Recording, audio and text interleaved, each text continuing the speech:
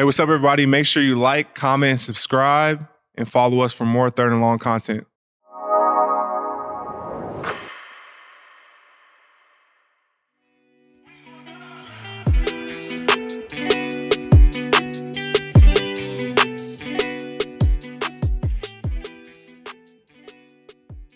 Yo, what's up, everybody? Welcome to another episode of Third and Long. I'm Arik Armstead.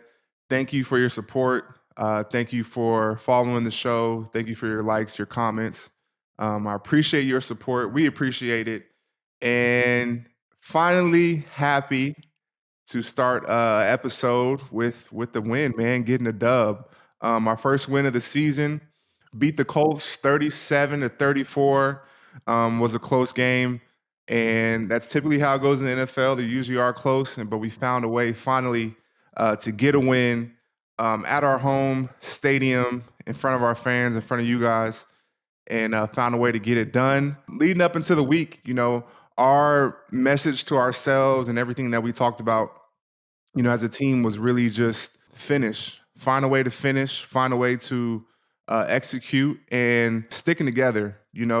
Everyone in that building, all of our lives and careers and everything go one hand in hand. And, we wanted to find a way to come together, be united, and get a win. And we got it done. There were some amazing performances out there on Sunday. A lot of my teammates had amazing games, did some tremendous things, which allowed us to get a win in the end. And, the mood after winning, the NFL is a tough business. It's high pressure, everything's kind of on the line week in and week out. Football is just like that in general. Every game feels like it's like life or death. But the mood and the energy coming into the building with the win is just completely different than coming in the building with a loss. So I'm happy and I'm glad that we got the dub and got to experience that for the first time as a season this year. And for me as a member of this team, that was my first win here in Duval. And, last week I talked about how all it takes is one. Get that first win, get that under the belt, take it week in and week out, trying to go 1-0 each week. And we were able to do that, and it felt great. Special performances. The birthday boy went crazy. Trevor Lawrence, career high in passing yards on his birthday. Must-win game for us, and he showed up with all the odds stacked against him and so much pressure on him and all the hoopla and everybody talking about him. He stepped up and showed exactly what he's capable of. And, I think performances like that are even more special in, adverse situations and adverse times when, people are down on you. How do you respond? And he responded on his birthday with a huge game, really made a lot of plays out there to lead us to a win. And other special performances, Travon Walker, my little homie, first 3-sack game of his career. And, I talked about in the offseason how I felt that Trevon could be the best edge defender in this league. And, he has that ability in him. He has been playing amazing, starting off this season hot, 5 sacks already, 3 in this game. And really, got our first turnover of the season. And the sacks that he got were in crucial moments, before the half, get a fumble and Josh goes and recovers and puts us in scoring range. And then later in the game, get in another one. And then to end the game, the walk-off sack, there's no better feeling than that, walking off the field with a sack to end the game. And so shout out to my little homie Trevon, well on his way to becoming one of the most dominant forces in this league. Brian Thomas Jr., the young rook, been going crazy every game, making plays, and he did it again. One hell of a performance out there. And, I definitely see that continuity building between him and Trevor. Tank Gisby, my dog, he had a huge game as well, too. His run was the 6th longest run in franchise history when he broke that long one. I believe it was about like 79 yards down the side. And, that was a game-changing play for us. Offensively, I think that's what we've been looking for is the explosiveness out of our offense. I feel that we have the talent, man. Those guys and the guys up front, hats off to them too. They were blocking their butts off, protecting Trevor, and in the run game as well too, springing the backs free. But the talent in the receiving core and the talent with our backs and our tight ends is, I think tops of the league, man. And so to see that explosiveness from our offense and what they're capable of was amazing to see. Sometimes it's hard to sustain drives and go 15 plays and score because now there's more opportunities for penalties or, miscues. But when you can get explosives on defenses and score quick, which we got a lot of explosive out of our offense, that's huge, man. That's how you score. That's how you put points up. And defensively for us, we want to eliminate explosives, but we'll talk about that later. Cam Little, rookie kicker, game-winning field goal, 49 yards, pressure situation, game-winning field goal. I don't know what it's like to be a kicker, but I can imagine it is nerve-wracking and very stressful to have the game come down to your kick. I think that's something as football players that we sometimes, make fun of the kickers and the punters and our long snappers, the specialists is what we call them. Like, they got it easy. They go kick the ball and then they get to go home and, we're out here grinding and that can be a little bit of a thing in the NFL, just kind of picking a little fun at the specialists. But I tell you one thing, not a lot of football players will want the game to come down to them and their foot. And so there's a little bit of trade-off there for all the fun that we pick at them. I know for me, I wouldn't want to be in that situation and to us winning or losing the game come down to my kick. So shout out to Cam Little. The young rook got it done.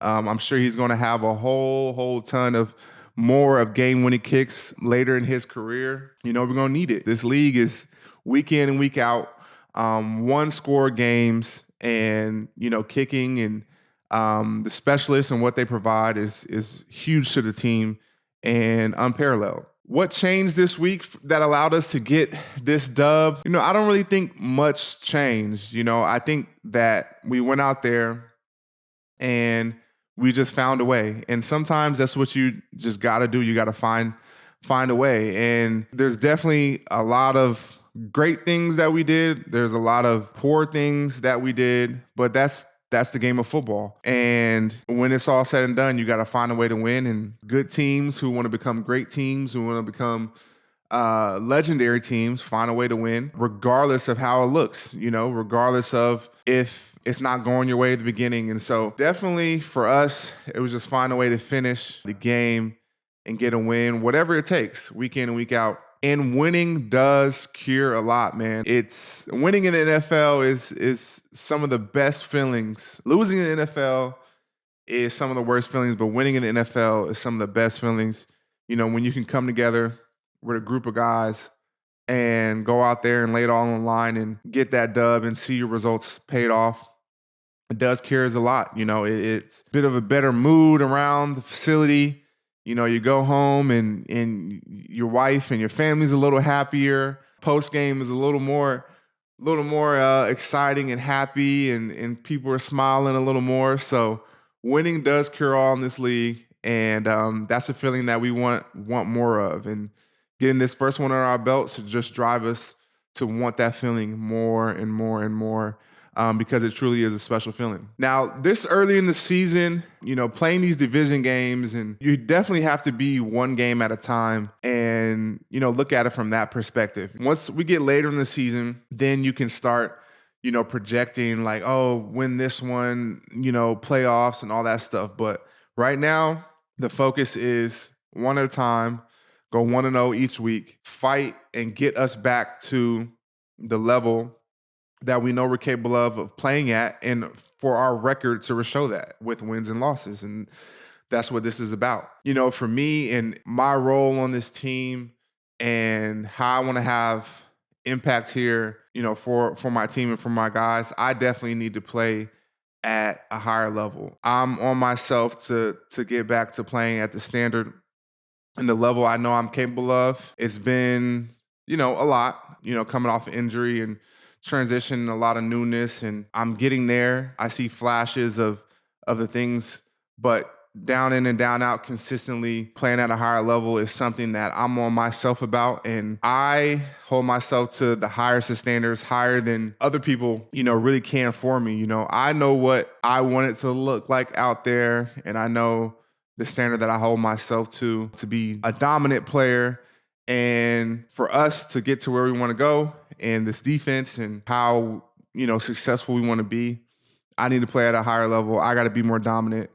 And I'm excited about the journey to getting back to that and the work that I need to put in to continue to elevate my game and play at a higher level. And that's what the name of the game is. That's what this beast of the NFL is. It's nonstop. It's always continued, always going, always have to find ways to get better, tweak your game, regardless of what you're going through, adversity, whatever the case is, not feeling, however you're feeling. You got to find a way to get better and better each week. And I will be. And I know how important I am to the success of everyone around me. And so I need to continue to elevate my game as this season progresses. And I have another opportunity to do that this week. I'm excited about this week of preparation. This week is a little different because we're heading to London.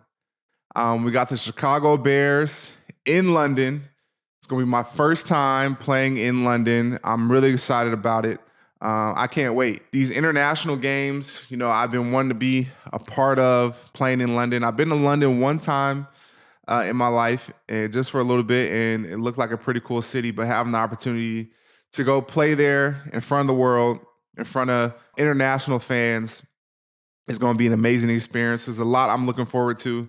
The guys on my team, we've played in London the past years, and some are like, oh man, it's a really cool, great experience. And some are kind of like, oh, I've been there, done that. Me, I'm giddy. I'm excited to get out there because this is my first time, and I'm always eager for new experiences. So I'm really excited. I know it's going to be a great week and a half out there. We got 2 games out there.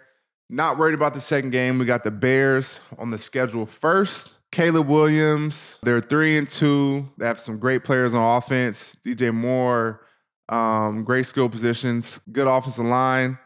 They got some defenders who are amazing too. Montez Sweat, Jalen Johnson.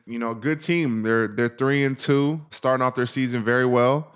And we got them in London, in front of the world. I'm excited to get out there. The week is going to look a little different, break up the monotony of the season. The season's really, really flying by. It always does. This London trip, when I first got here and the schedule came out, it was one that I kind of had marked like, oh, that's going to be exciting. And it's already here. Week 6 in the NFL this year is definitely flying by. And, it's here now. Headed out there to play in my first international game. Really excited. My family's gonna be there, which is exciting for us as well too, to have that experience as a family and play out there in those games. Can't wait to get out there.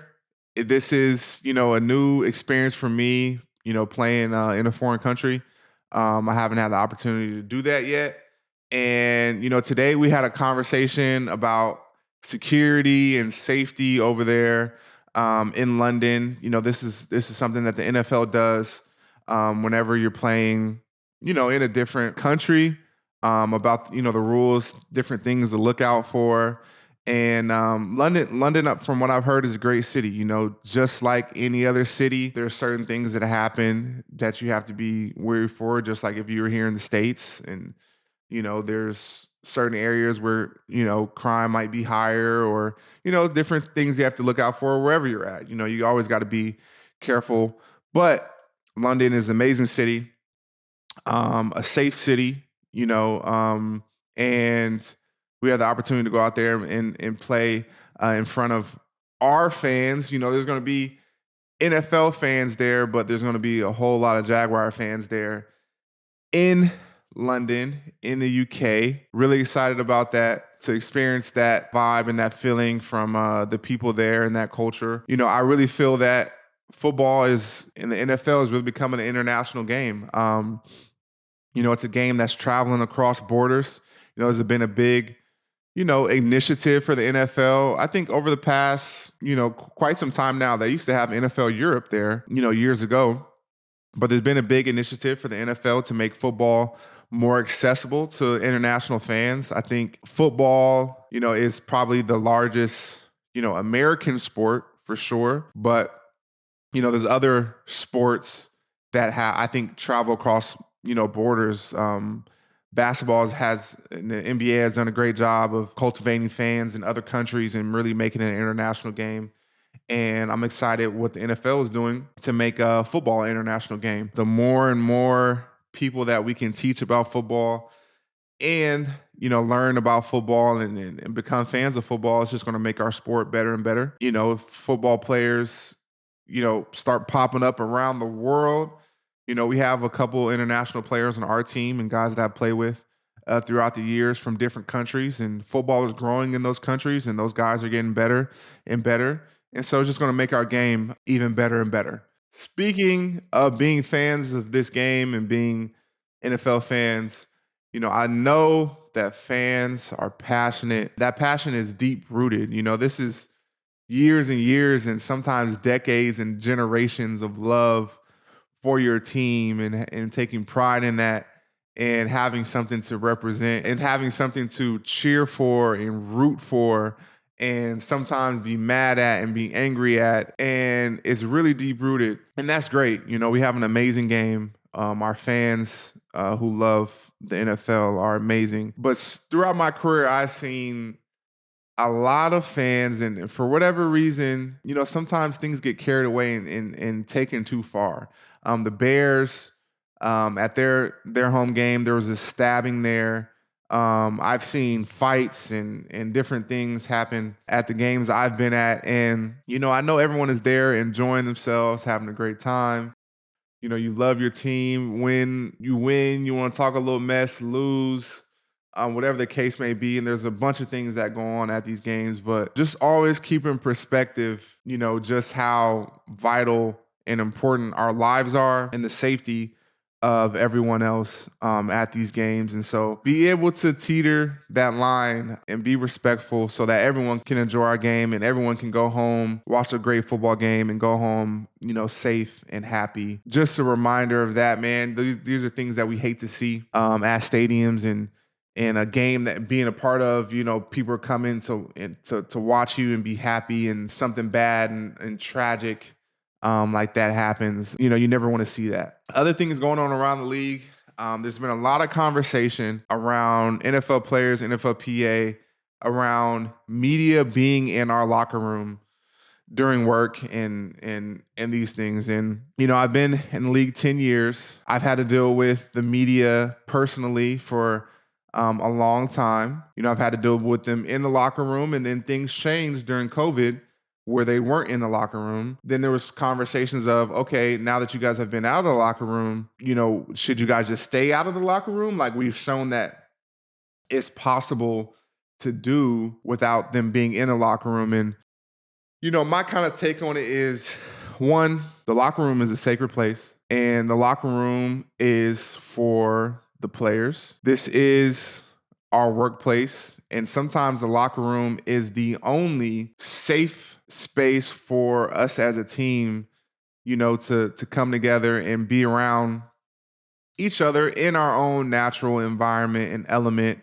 and be able to, be free and communicate and speak how you want, and hang out with your brothers and your teammates how you want. And so a lot of times invading that, can be definitely off-putting. And I think the timing matters. When I'm trying to get ready for practice and I'm trying to get taped and, all these different things, and I only got 50 minutes to get ready for practice, and I gotta eat lunch.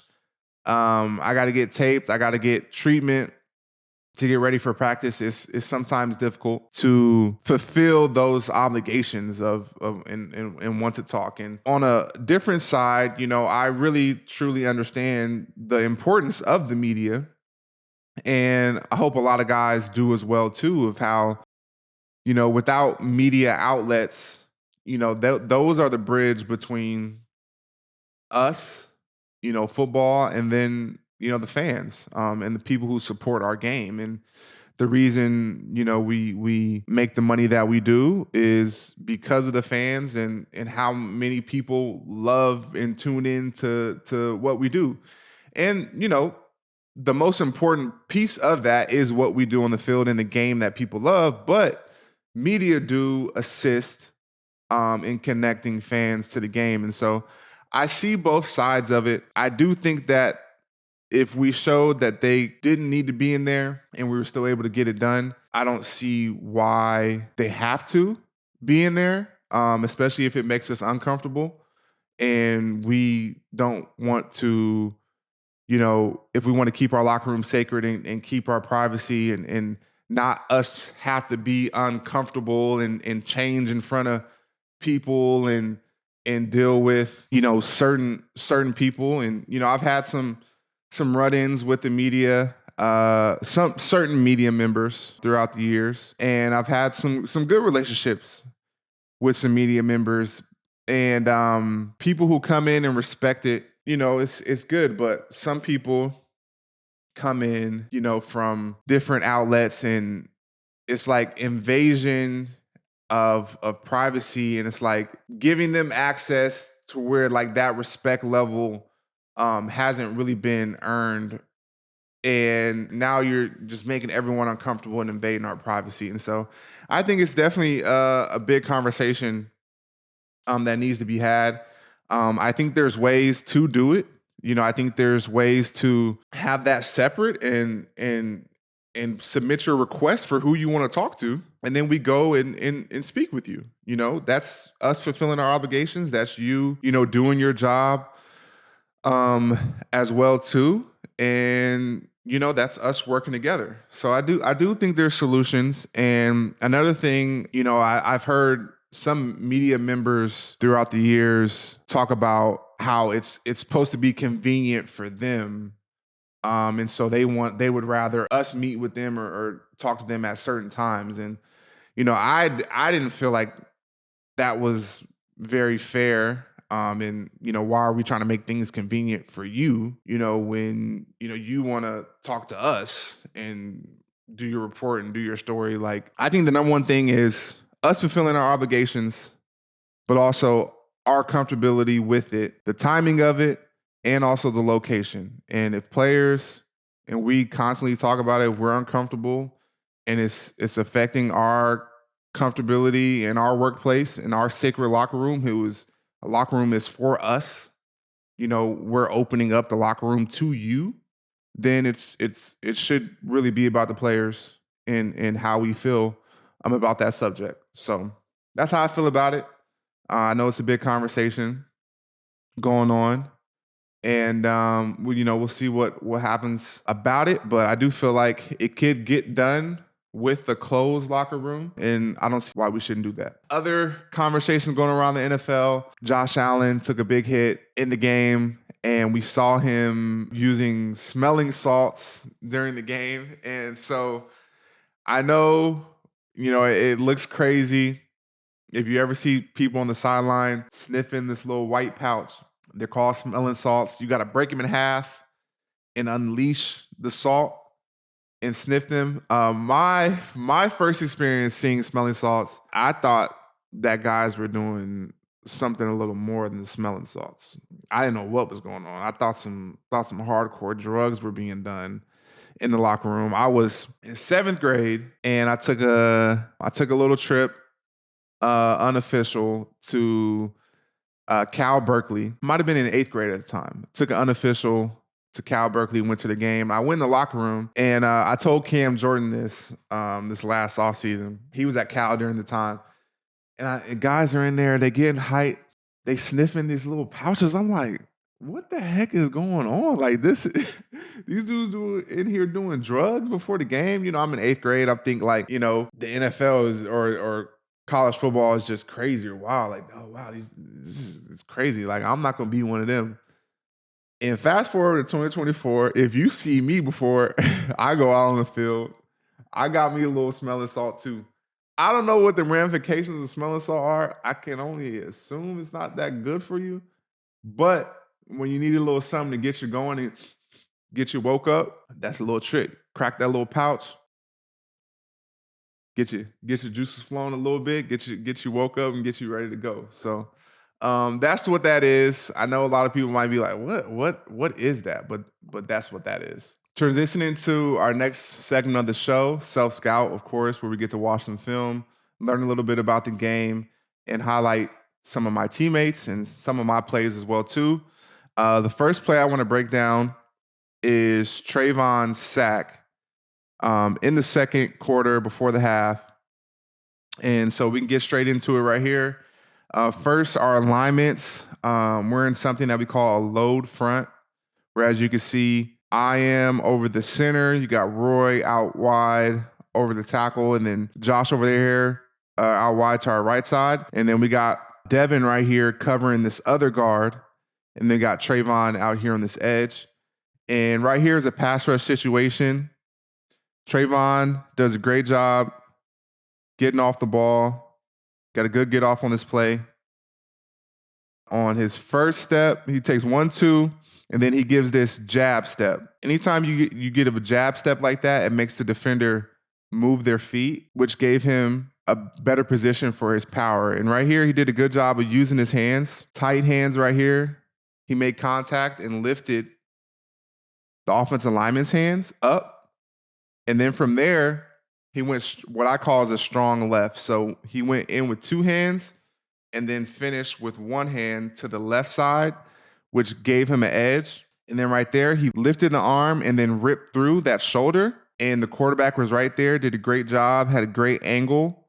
And not only did he get the sack, he finished with the strip with his left arm and got the ball out. Travon is one of the most unique and dynamic players in the NFL. You know, he's extremely tall, long arms, 6'6", 280 pounds, can run a 4.4, can bend, can do everything on the football field. And this right here shows how far his technique has came as well too. Adding technique to his athleticism and his strength and all his other abilities right here. This is a excellent move. And he got the ball out. Everyone's looking for it. Josh scoops it, tries to score. This is a big play for us before the half and our first turnover of the year. And I talked about it pregame. I may have talked about it on the last episode too, but just someone making a play and getting that turnover was going to be huge. We haven't had one. And we've been playing solid football, but there hasn't been any game-defining, game-shifting momentum plays that we've been making. And Travon took it into his own hands right here to get us our first turnover of the season in an opportunity, in a big moment that we needed desperately, and he got it done. And that wasn't his only sack of the day. The next play I want to break down is one of my better plays from the game. I'm here lined up at this left defensive end, and what the Colts are going to try to run is just an open zone play. All right, I'm going to break down one of my better plays from the game. This is a run play right here. I'm in a 5 technique. You got Big Ham in a 2-eye. Lacey is in a 3 technique, and you got Roy over there in a 6 technique. This is a play that they like to run. A lot of teams run this play. It's just a simple zone open play. And when I say zone open, that means they're running the ball to the open side of the formation. So that's always away from the 3 technique, which is Lacey. So they're running to me, a 5 technique and a 2-eye. Right here, I did a good job. I figured they were going to run this play or the zone was coming to me out of this formation. And so I wanted to get a good get off, get 2 steps in the ground, strike them with my hands, and lock out.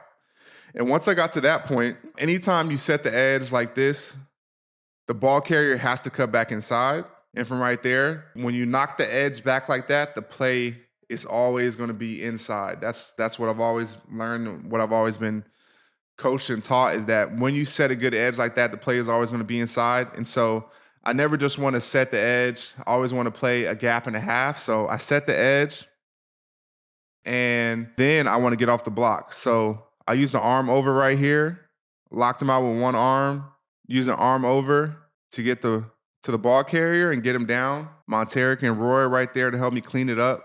And that's a good play in the run game when they're trying to get their run established to stop them for nothing. The next play I want to break down in self-scout is a get better for me. Every time I watch the film, of course, I want to learn from the tape and see, the different things that I were doing good out there and the different things I wasn't doing good so I can improve and become a better and better player. And right here, I want to break down a pass rush. Early in this episode, I talked about how I need to play at a higher level and I need to get better. And definitely one of my get betters is in the pass rush, becoming and getting back to that dynamic pass rusher that I've been. And right here, anytime I have a one-on-one, my mentality is I need to win it. And losing a one-on-one in pass rush is never okay to me, and it should never be okay to really any defensive lineman, and it's definitely not okay to me. And every time I get a one-on-one and I don't win, and I'll think about that. That's the type of responsibility, you have to put in yourself as a defensive lineman. If you have a one-on-one, you should be winning it. And right here, I had a one-on-one opportunity and I didn't win. I got blocked, which is never my standard. And so I'm going to show you guys and break it down, the good and the bad, and the reason why I got blocked right here. All right. So we're in our rush. We're in our 4-man rush. I get a good off. I go 1-2. And my mentality right here is to set the tone early with power. 1-2 steps. Get power into his body and get extension.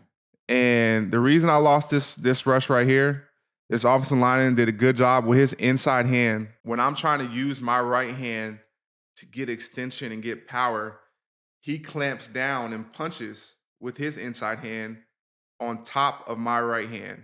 And my right hand never gets into his body. And so as a pass rusher, you always want to protect your inside shoulder. It's a battle of your inside shoulder. If an offensive lineman can win your inside shoulder and capture your inside shoulder, then it's going to be tough to win that down. And he did a great job right here. He captured my inside shoulder. I got a lift with my left arm, but I didn't get extension with my right arm. And as you can see right there, he captured that right shoulder and he blocked me. And this is something that is not my standard. I feel like any one-on-one I should win. And so this is something to learn from, something to improve upon, and just a mentality and mindset of, how I need to play at a higher level to, help our team win games and, get us to, being that dominant defense that, we all know we're capable of. And everyone out there has to do their one of 11 and do their job. And I feel like, whenever I have a one-on-one, that I should win it. And I didn't win right here. And just learning how people are trying to block me and people are trying to attack me, and self-scouting myself of what am I putting on tape and what are different ways that I can get better and tweak my game. This was a situation right here where I need to be better, and I will be better moving forward. And so the message to any of you players out there or anybody watching is to not just look at it from, a singular perspective of, I lost, or I wasn't successful. It was the reasons why. And as you can see, every time you rush, you have a pass rush, you're going to clearly see the reasons why you won or the reasons, why you lost that rep. And I can see that I need to get more extension and play better with my inside hand. I can't let that guy get my inside shoulder. This is something to learn from and get better at. Appreciate you tapping into another episode of Third and Long. I'm trying to, teach you about the game of football, tell you about my perspective in the game, tell you about what's going on with our team, and follow along this journey of this season. So I appreciate you supporting and tapping in. And don't forget to like, comment, subscribe, and I'll check you out on another episode of Third and Long.